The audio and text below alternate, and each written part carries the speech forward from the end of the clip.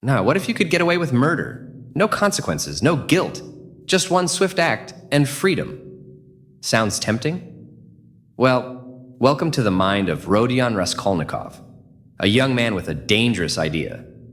Tonight we dive into Crime and Punishment, a novel that isn't just a story, it's a psychological battlefield, a journey through fear, morality, and the weight of a crime that refuses to stay buried. But hey, don't get too inspired. This is just a book, not a tutorial. Rodion Raskolnikov, a brilliant but destitute ex-student, walks the streets, tormented by hunger and obsession. His mind has hatched a terrifying theory. Some men are extraordinary, beyond morality, above the law. And so, he picks his target, Alyona Ivanovna, a cruel, greedy pawnbroker. In his mind, killing her would be an act of justice, a noble purge. But here's the thing about murder. It's never just one clean act. It's a door. And once you step through, there's no turning back. The night arrives. He grips the axe. His pulse pounds. One blow, then another. Silence. She's dead. But wait. A second figure appears. It's her innocent sister, Lizaveta. She sees him. She knows. He has no choice. Another swing, another life taken. The door's wide open now. And so is his descent into darkness. Raskolnikov escapes unseen. The city sleeps, unaware of the blood staining his conscience. But the real punishment?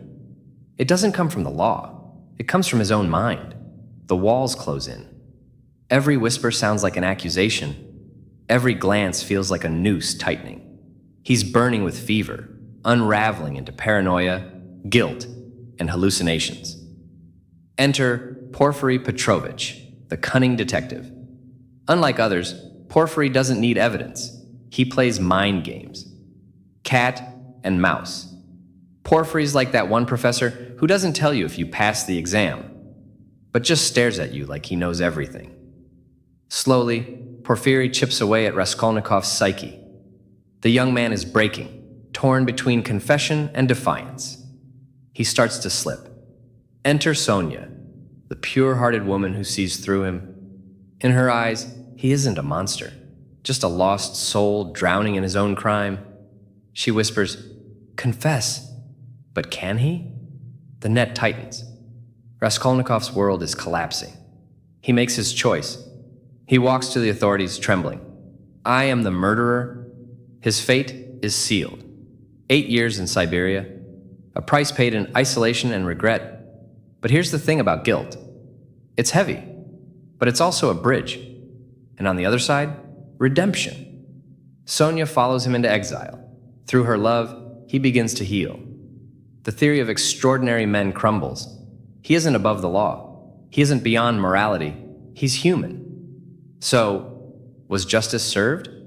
Or did Raskolnikov suffer far worse than any prison sentence could inflict? Dostoevsky doesn't just give us a crime thriller. He gives us a mirror, one that reflects the darkest corners of human nature. And now, the question is yours to answer. Was he truly evil, or just a man who made a mistake too heavy to bear?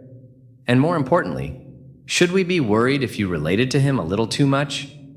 If you were hooked by this psychological thriller, make sure to like, subscribe, and hit the bell icon for more dark, twisted, and legendary audiobooks. Drop a comment. What would you have done in Raskolnikov's place? Stay tuned for the next chilling tale on classic narrative. Until then, keep questioning, keep feeling, and remember, some crimes never fade.